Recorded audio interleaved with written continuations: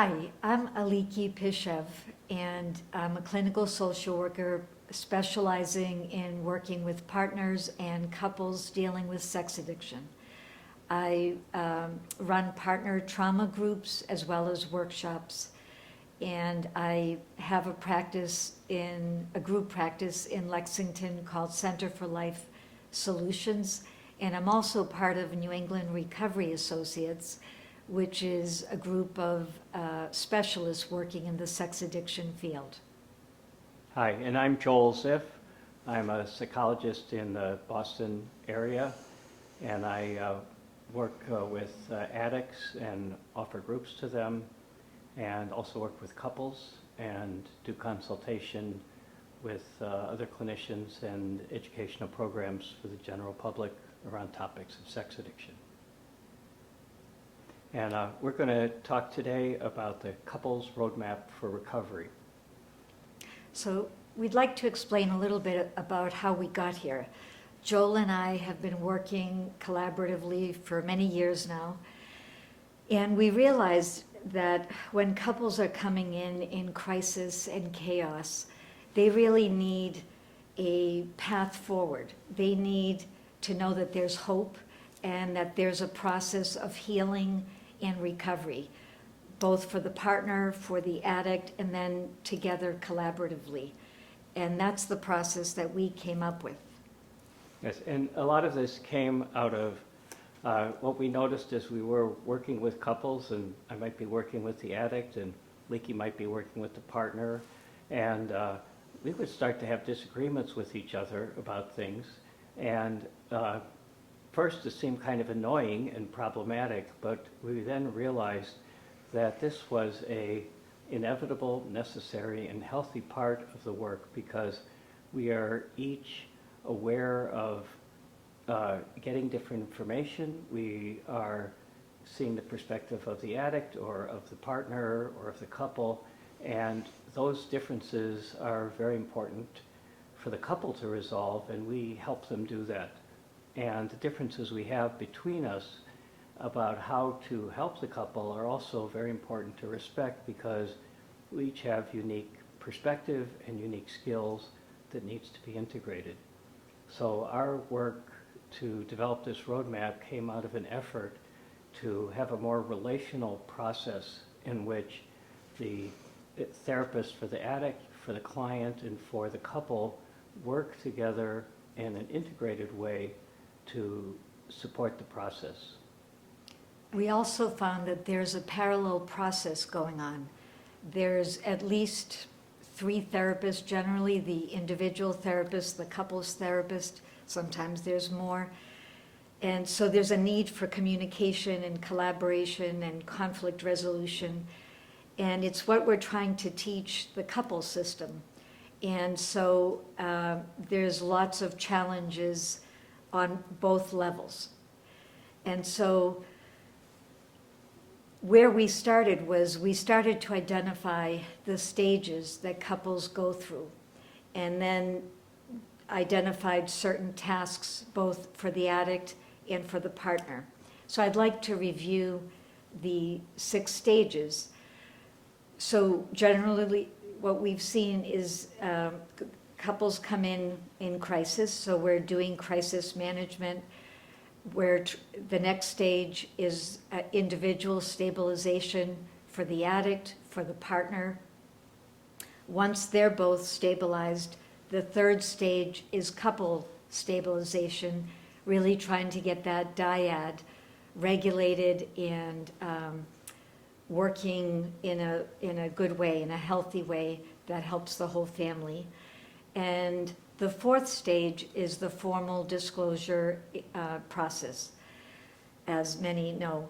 And then once they complete that, couples either go on to do their individual family of origin work, their trauma work, and or they also start to do the intensive relationship renewal work, where they begin to address some of the historical issues and really recommit to one another.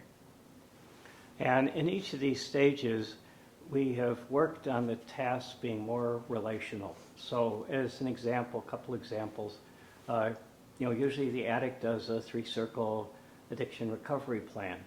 Well, once he does that, then there's going to be a session where the spouse might come into individual therapy and he would share that plan with her and get her feedback and write it down and think about it and think about maybe I need to include some of the elements.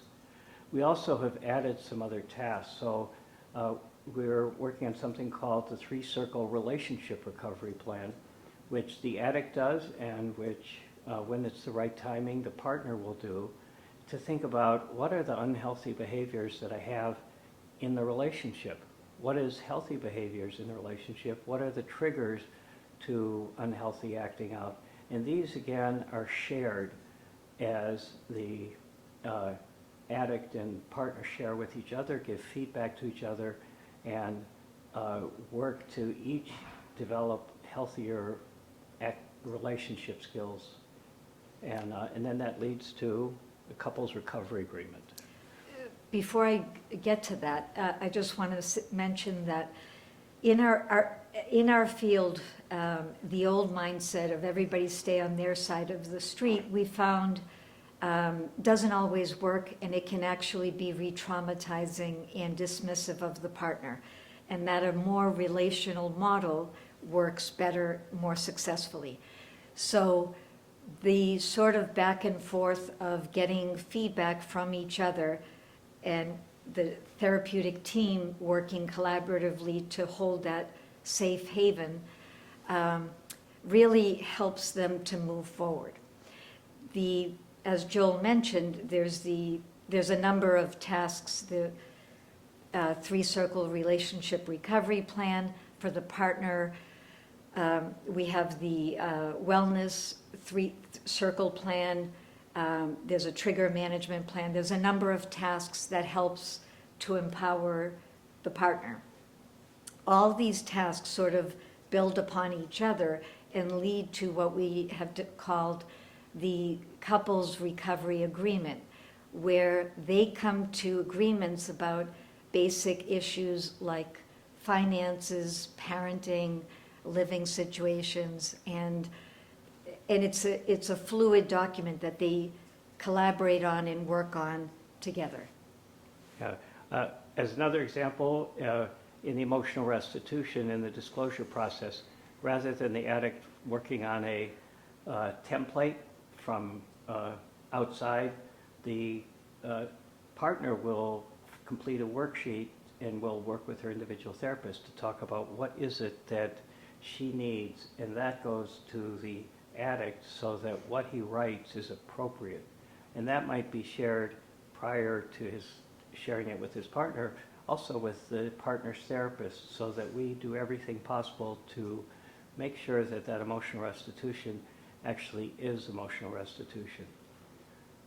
Now, there's also conflicts between therapists that occur, and these are also crucial. And challenges. As therapists, we all get polarized. There's splitting. There's projection.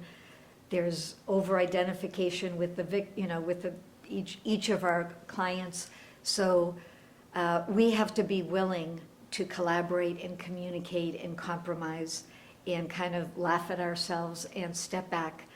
And again, because we're trying to foster this with our couples, we have to be able to do that with each other. Right. So in things like timing of disclosure, reports coming from the addict versus the spouse on how things have gone with kids, those are really important for us to talk through. Mm-hmm. And the key element here is that disagreements are not problems. They're an integral part of the therapeutic process, and it requires from us as clinicians ability to be open, to be direct, to be receptive, to be humble, and to work through those differences so that we ensure the best possible outcomes for the people we're trying to help. Thank you for watching, and if you have any questions or would like further information, you can contact us. I can be reached at www. Center for Life Solutions. It's CTR for lifesolutions.com. And I can be reached at ziffgroup.com on the internet, ziffgroup.com, or email is joel@ziffgroup.com. Thank you.